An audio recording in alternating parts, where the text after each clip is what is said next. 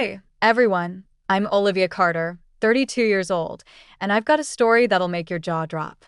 Picture this. My own sister, Mia, stood up at a family dinner, looked me dead in the eye, and told everyone I was a total failure, stuck in a dead-end tech job with zero ambition. The kicker? She had no clue I was the CEO of the company she'd just joined. Yeah, you heard that right. Asterisk her asterisk CEO. If you've ever been underestimated by someone who should have had your back, smash that like button now and stick around, because this twist is wild. Growing up in Seattle, Mia and I were like night and day. I was the quiet kid, always tinkering with code, building apps in my bedroom while dreaming of Silicon Valley. Mia? She was the pageant queen, dazzling everyone with her charm and racking up trophies like it was her job. Our parents ate it up. They poured every penny into Mia's NYU tuition, framing her acceptance letter like it was a national treasure. Me? I scraped by on scholarships at the University of Washington, working nights to cover rent. Olivia, why can't you be more like Mia? Mom would sigh, as if my dreams didn't matter. Mia soaked up the spotlight, posting selfies with captions about her glamorous life. Meanwhile, I moved to San Francisco, grinding in the tech world, building something real. But every family gathering was the same. Mia would swoop in, dripping in designer clothes, spinning tales of deals she barely touched, while my actual wins, like landing a $1 million contract, got a polite nod before the conversation swung back to her. Olivia's just doing her computer thing, she'd say, smirking, as if I was some basement coder with no future. The worst came at Dad's 60th birthday dinner. Mia, in her $2,000 dress, announced her huge promotion at Nexus Solutions, my company. Then she turned to me, voice dripping with pity. Olivia's still stuck in her nerdy job, going nowhere fast. The room went silent. My heart pounded. Should I keep quiet, or drop the bomb that I'm not just in Nexus, I run it? Stick with me, because what happened next changed everything.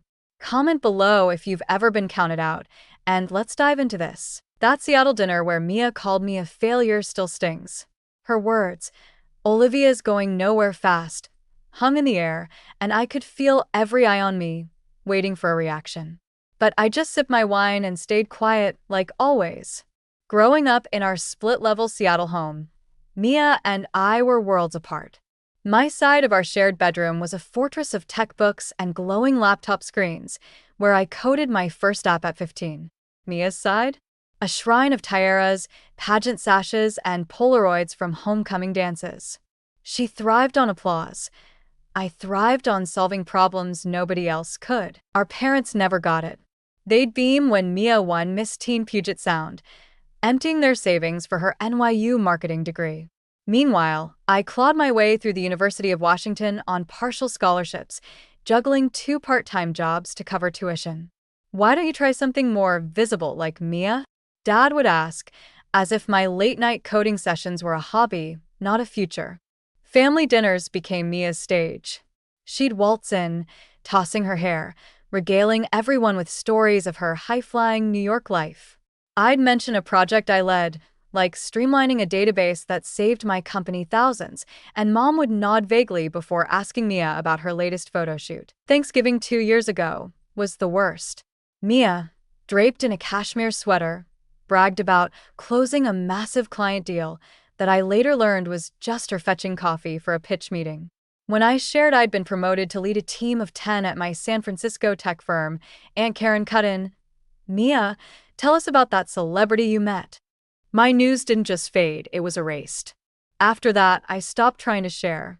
Why bother when Mia's sparkly half-truths always stole the show? Mia's confidence wasn't just annoying, it hurt. She'd toss out lines like, "Some people aren't built for the spotlight," with a pitying glance my way, and the family would chuckle, thinking it was just sibling teasing. But it wasn't. It was her way of keeping me small. At Christmas last year, she announced her engagement to Ethan, a slick finance bro, and the table erupted. When Uncle Mike asked about my life, Mia jumped in. "Olivia's married to her laptop. No ring, no glory." I forced a smile, but inside I was done. What they didn't know, I was already a vice president at Nexus Solutions, managing a budget of $20 million and a team of 40 across 2 states. That's why Dad's 60th birthday dinner felt like a breaking point. Mia's smug announcement of her big promotion at Nexus, my company, pushed me to the edge.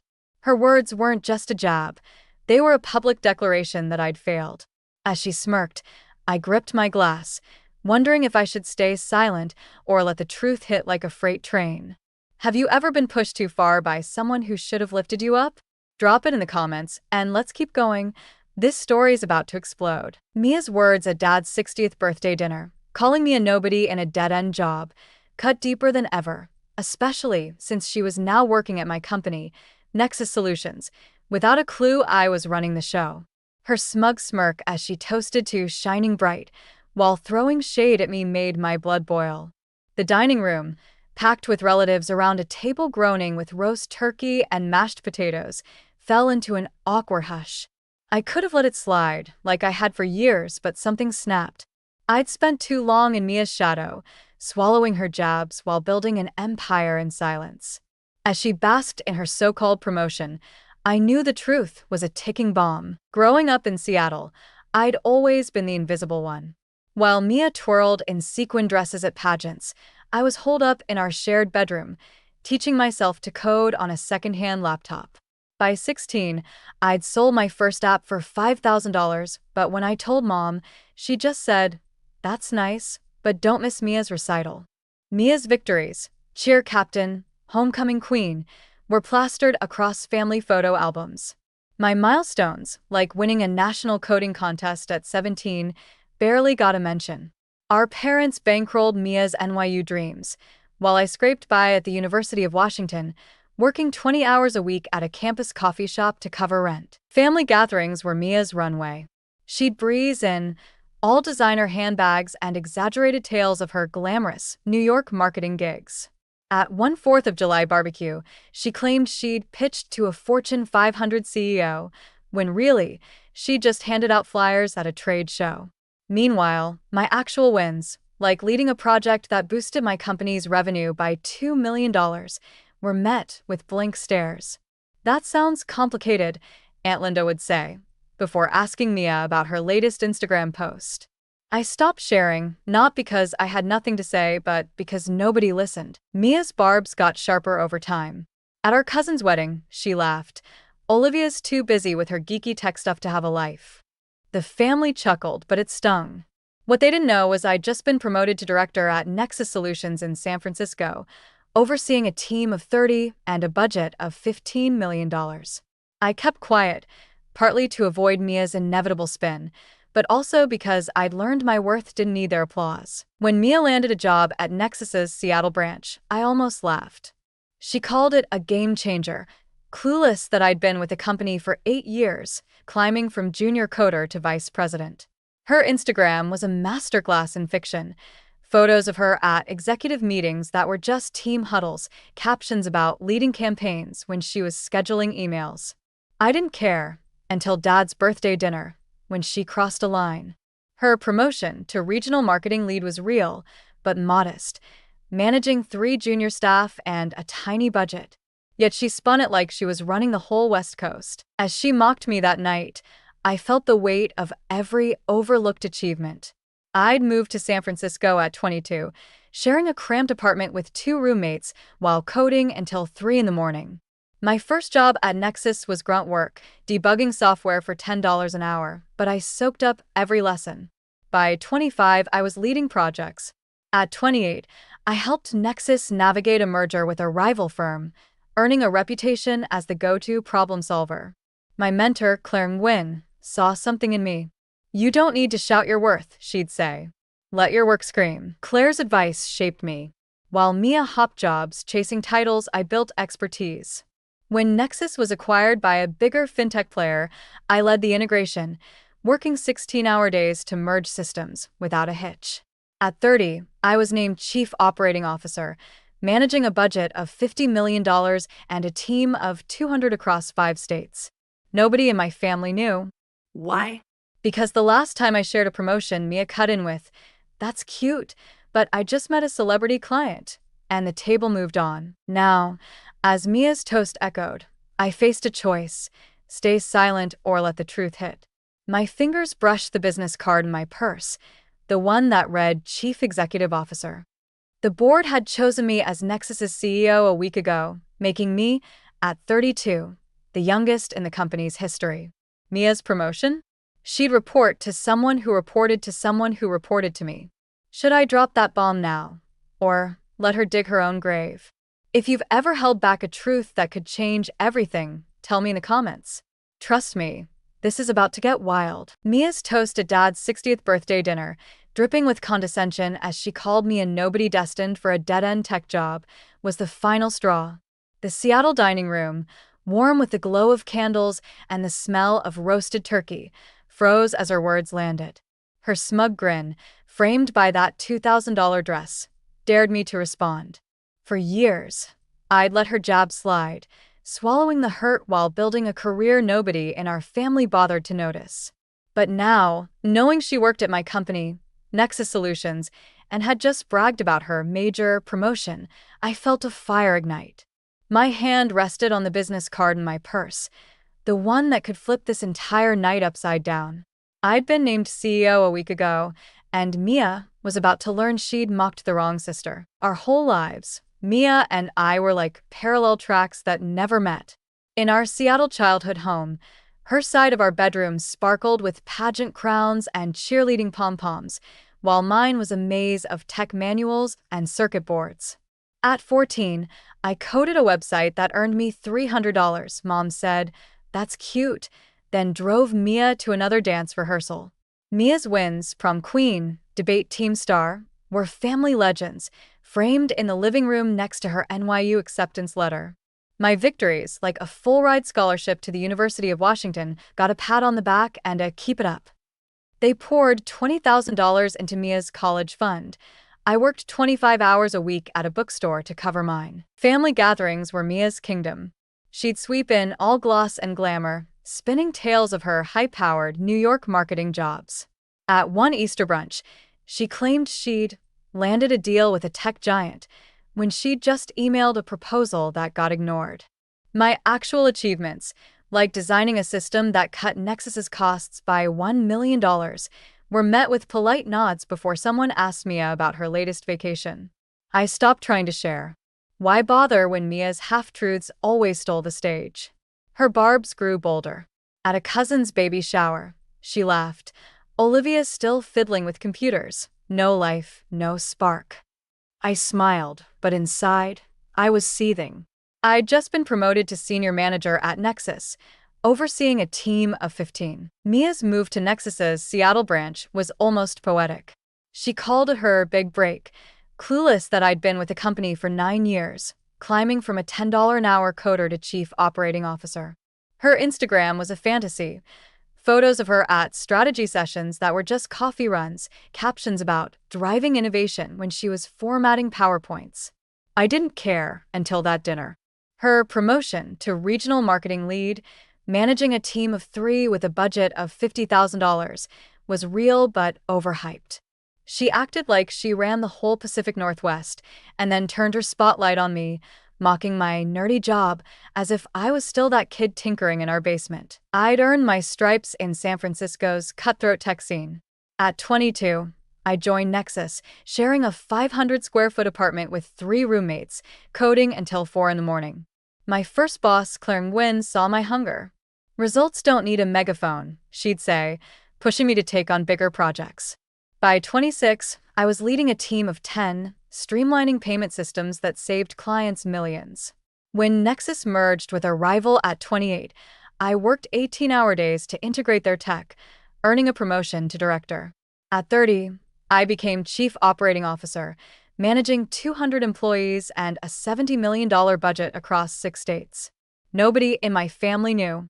The last time I mentioned a raise, Mia cut in with, "I just pitched to a billionaire," and Mom changed the subject. Claire's mentorship was my lifeline. Over coffee in a noisy Mission District cafe, she'd drill into me. Solve problems others dodge, and you'll be indispensable. I did. When Nexus faced a cybersecurity breach, I led the response, saving the company from a $10 million lawsuit. When we were acquired by a national fintech giant, I spearheaded the transition, earning a nod from the board. At 31, they put me on the CEO shortlist. I was shocked. Me, the kid who'd once sold apps for pocket change, leading a company with 12,000 employees? The process was grueling. 5 rounds of interviews, 3 presentations, and a psych evaluation. A week before Dad's birthday, I signed the contract, becoming Nexus's youngest CEO at 32. The announcement was set for 3 weeks later, after the current CEO's retirement. I kept it locked tight, even from my family. Why? Because I knew Mia would find a way to make it about her. As Mia's toast ended, the room's silence was deafening. My fingers traced the edge of my CEO business card. I could stay quiet, let her have her moment, and keep the board's confidentiality. But her words, "no spark, going nowhere," echoed every time I'd been dismissed. I thought of the nights I'd coded through exhaustion, the deals I'd closed while Mia posted selfies, the years I'd built something real while she chased applause. My heart raced. This wasn't just about proving her wrong, it was about reclaiming my truth. I took a breath, my voice steady. "Congratulations on your promotion, Mia. That's a big step." She beamed, thinking she'd won. "But there's something you should know." I slid the card across the table, the gold-embossed words glinting, "Olivia Carter, Chief Executive Officer, Nexus Solutions." Mia's smile froze. She snatched it, her eyes darting over the text. This is fake," she stammered, her voice cracking. "You're lying to humiliate me." The table was a statue garden. Dad leaned forward, squinting at the card. Mom's hand flew to her mouth. "I signed the contract last week," I said calmly. The board voted unanimously. "I've been Chief Operating Officer for 2 years. Now I'm CEO." Mia's face went white. "That's impossible. You're just a tech drone." I met her gaze. "I started at Nexus 9 years ago. I led 2 acquisitions, built systems that power half our revenue, and now I oversee 12,000 employees, including you." Dad's voice broke the silence. CEO? "Of Nexus? Olivia, why didn't you tell us?" I looked at him, my throat tight. Would you have listened? The question hung there, raw and real. Mia shoved her chair back, muttering, "I need air," and bolted to the porch, Ethan trailing awkwardly behind. The family stared, processing. Aunt Linda whispered, 12,000 employees? Uncle Mike, usually half asleep, said, "That's the top dog, right?" I nodded. "Effective next month." Mom's eyes welled up. "We had no idea." I wanted to say, "You never asked," but I held back. This wasn't about blame, it was about truth. What happens when the sister you've always outshined turns out to be your boss? Share your stories of proving doubters wrong in the comments, because this night was just the start. The dining room at Dad's 60th birthday dinner was a battlefield of stunned silence after I slid my CEO business card across the table, shattering Mia's smug claim that I was a nobody in a dead-end job. Her face, pale as the Seattle moonlight streaming through the window, betrayed her shock as she stammered, "This is fake," before fleeing to the porch with Ethan in tow. The card, Olivia Carter, Chief Executive Officer, Nexus Solutions lay there, undeniable proof that I wasn't just part of her company. I ran it. The family's wide-eyed stares, from Mom's trembling hands to Dad's dawning pride, marked the moment my years of silent grind eclipsed Mia's spotlight. But as the weight of my reveal settled, I knew this wasn't the end. Mia's humiliation was just the spark. What came next would define us. For years, I'd been the shadow to Mia's star. Growing up in our Seattle split level, her pageant trophies and cheerleader photos crowded the mantle, while my coding projects were dismissed as nerdy hobbies. At 15, I sold an app for $4,000. Mom said, "Don't let it distract you from school," then framed Mia's Miss Teen Seattle sash. Our parents sank $30,000 into Mia's NYU degree, while I hustled through the University of Washington on scholarships, working 20 hours a week at a tech repair shop. Family dinners were Mia's stage, her tales of closing big deals in New York, often just her answering phones, drowning out my real wins, like optimizing a Nexus system that saved $2 million. I'd stopped sharing after one Christmas when I mentioned a promotion, only for Mia to interrupt with, "I just partied with a tech mogul," as the table hung on her every word. Mia's jabs weren't just careless, they were calculated. At our cousin's graduation, she smirked, "Olivia's too busy with her boring tech stuff to live a little." I bit my tongue, knowing I'd just been named vice president at Nexus, managing a $25 million budget. When she joined Nexus's Seattle branch, calling it her career-defining move, I almost laughed. Her Instagram painted her as a marketing mastermind, but she was a junior coordinator, scheduling meetings while claiming to lead campaigns. I let her believe it, even as I climbed to chief operating officer, overseeing 300 employees and an $80 million portfolio, all while she mocked me as a tech drone. That night, as Mia's toast, celebrating her rise while burying me, echoed, I'd had enough. Her words, going nowhere fast, were a match to the kindling of every overlooked achievement. I'd built my career from a San Francisco shoebox apartment, coding at 2 in the morning for $10 an hour. My mentor, Claire Nguyen, taught me to solve the unsolvable, and I did, steering Nexus through a merger at 27, averting a $5 million data breach at 29, and landing the chief operating officer role at 30. A week ago, the board named me CEO, the youngest in Nexus's history, entrusting me with 13,000 employees and a $20 billion empire.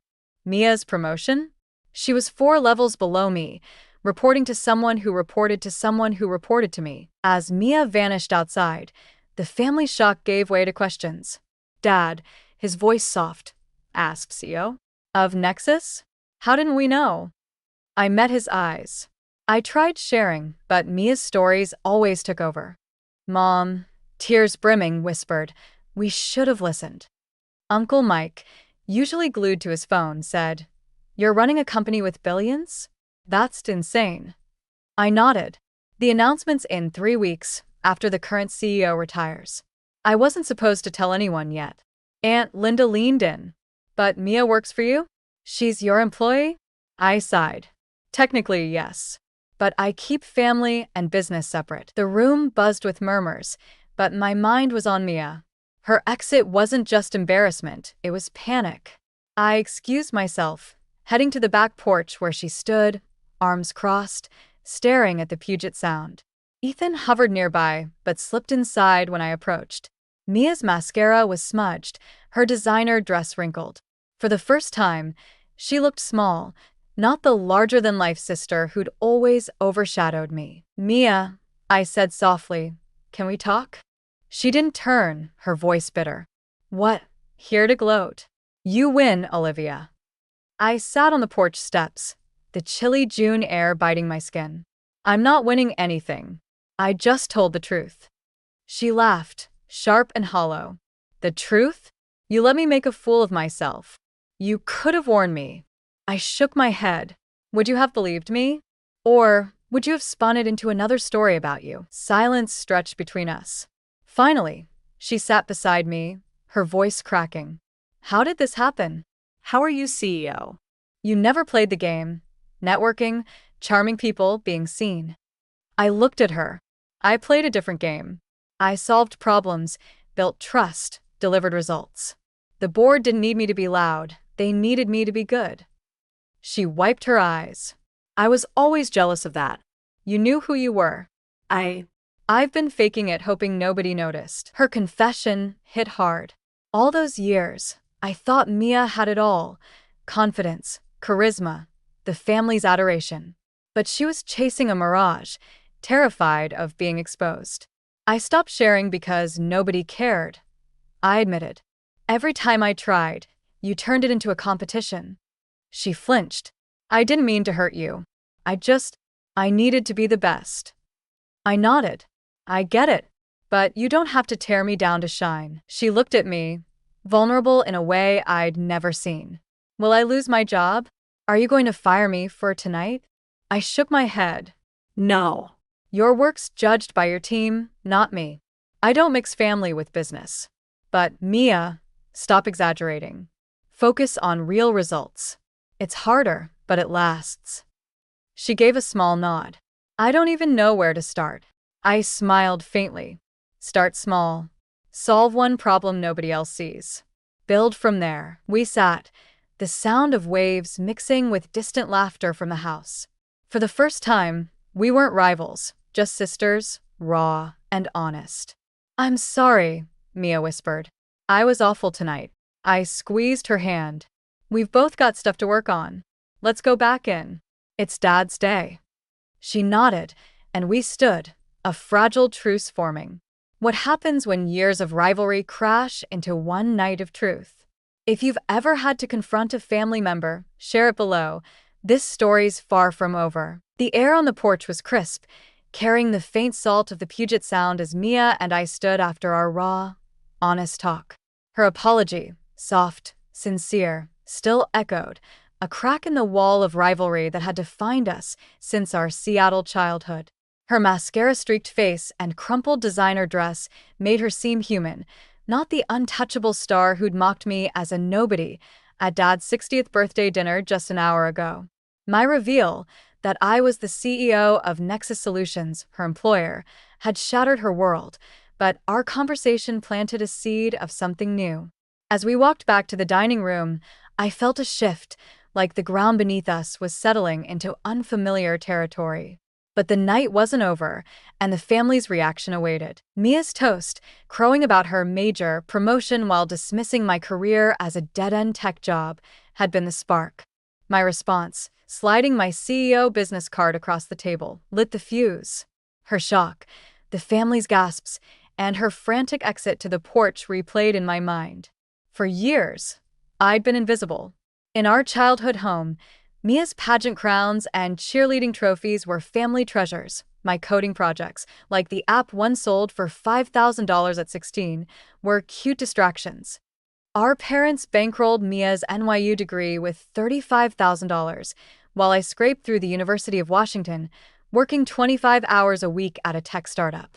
Family gatherings were Mia's domain, her tales of leading New York marketing campaigns, often just her scheduling meetings, eclipsing my real achievements, like streamlining a Nexus system that saved $3 million. Mia's jabs had sharpened over time. At a cousin's wedding, she'd smirked. Olivia's glued to her laptop. No spark, no life. I'd just been named director at Nexus, managing a $30 million budget, but I kept quiet. Why share when Mia's flair always won? Her move to Nexus's Seattle branch, hyped as a career leap, was ironic. She posted Instagram shots of executive huddles that were team lunches, clueless that I'd climbed from a $10 an hour coder to chief operating officer over 9 years. When she mocked me at dinner, I'd had enough. My CEO contract, signed a week ago, made me the youngest in Nexus's history, leading 14,000 employees. Mia? She was 5 levels below me. Our porch talk changed the air. Mia's admission that she'd been jealous, faking confidence, cracked her armor. My advice to focus on real results felt like a lifeline, not a lecture. As we re-entered the dining room, the family's chatter stopped. Mom's eyes, red from tears, darted between us. Dad's brow furrowed, concern etched deep.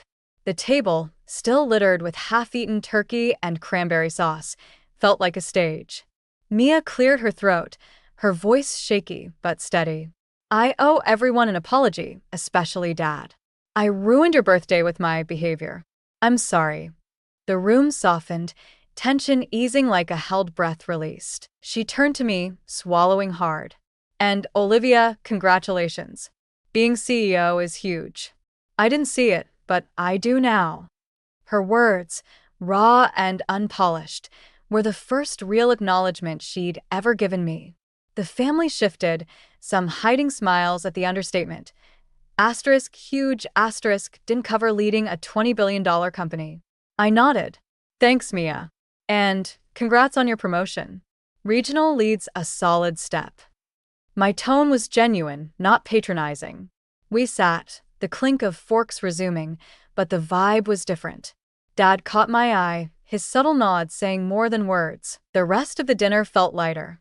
Aunt Linda, usually distracted, asked, "So, Olivia, what does a CEO do?" I laughed. Solve problems, set the vision, keep 14,000 people moving in the same direction. Uncle Mike whistled. And you're Mia's boss? I shrugged. Technically, but her team handles her reviews. I stay out of it. Mom, quiet until now, said, "We should have known, Olivia. We've missed so much." Her voice broke, and I reached for her hand. It's okay. I wasn't loud about it. Mia stayed subdued, listening more than talking. At first, when Dad cut his birthday cake, he raised a slice to me, to my girls, both shining in their own way. Mia smiled, small but real. The night ended with hugs, but I knew the real test was ahead. Could Mia change? Could we? If you've ever had a family moment that rewrote everything, drop it in the comments. This story's got more twists coming. As Dad's 60th birthday dinner wound down, the Seattle dining room hummed with a new energy. Mia's apology and her quiet acknowledgement of my CEO role at Nexus Solutions had softened the tension, replacing her earlier venom, mocking me as a nobody in a dead-end job, with something like respect. Her subdued demeanor, a stark contrast to her usual pageant queen flair, hinted at a shift. My reveal, dropping the bombshell that I ran the company she'd just joined, had flipped our family's narrative. Dad's proud nod and Mom's teary regret lingered as we cleared the table, but I knew this was only the start of rewriting our story. For years, Mia's spotlight had dimmed mine. Her childhood trophies, from Seattle pageants to NYU honors, were family lore, while my coding wins, like selling an app for $6,000 at 17, barely registered. She'd dazzle at reunions with tales of major New York deals, often just her answering emails, while my Nexus milestones, like saving $4 million with a new system, got shrugs. Her jabs, like calling me laptop married at a family barbecue, stung, especially when I was already Nexus's chief operating officer, managing a $90 million budget. Her clueless strut into Nexus's Seattle branch, hyping a minor role, set the stage for that night's clash. Mia's porch confession, that she'd faked confidence, envying my focus, changed us. Back at the table, her apology and my response, praising her promotion, felt like a truce. As we served Dad's chocolate cake, the family's questions about my job signaled a new curiosity. 14,000 employees? Aunt Linda asked, awed. I smiled. Yeah, it's a lot. Mom whispered, "We're so proud," her voice heavy with years of oversight. That night sparked ripples. Mia started small at work, tackling real problems, not just posing for Instagram. Dad hung my University of Washington diploma beside her NYU one, a quiet amends. The family WhatsApp buzzed with cousins sharing my story, one tweet going viral. "My cousin's the CEO nobody saw coming." If you've ever surprised your family with your truth, share it below. This journey's not done. Stick around for what's next. The chocolate cake was gone, and Dad's 60th birthday dinner in our Seattle home wrapped up with a warmth I hadn't felt in years. Mia's apology for mocking me as a nobody and her stunned respect for my CEO role at Nexus Solutions shifted something deep.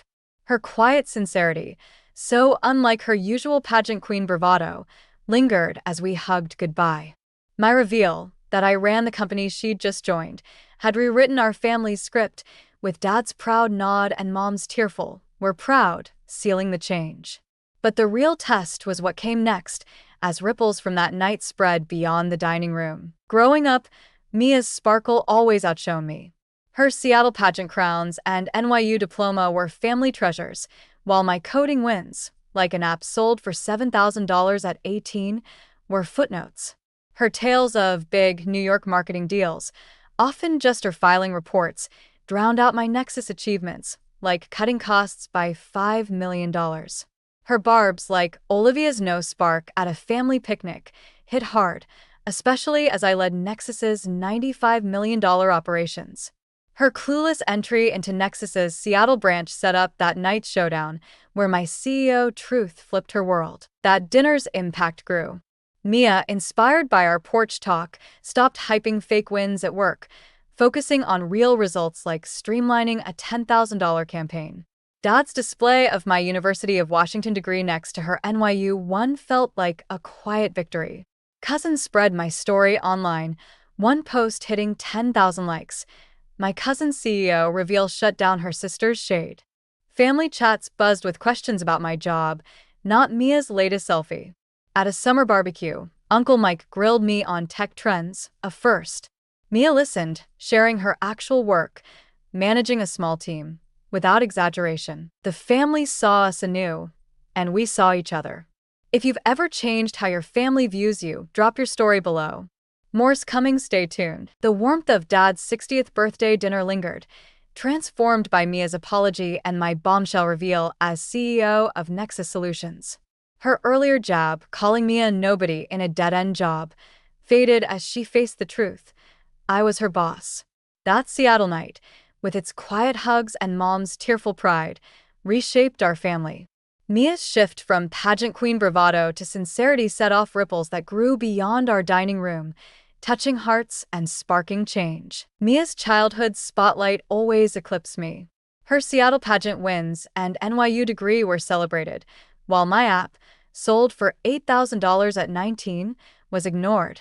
Her hyped-up New York deals, often just her drafting emails, outshone my Nexus wins, like saving $6 million. Her barbs, like Olivia's dull tech life at a family reunion, stung, even as I managed a $100 million budget.